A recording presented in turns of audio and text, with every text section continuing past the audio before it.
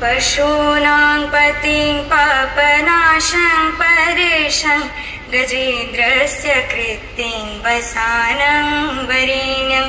जटाजूटमध्ये स्फुरद्गाङ्गवारिं महादेवमेकं स्मरामि स्मरारिं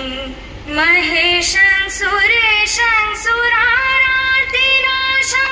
विभुं विश्वनाथं विभूत्याङ्गभूषं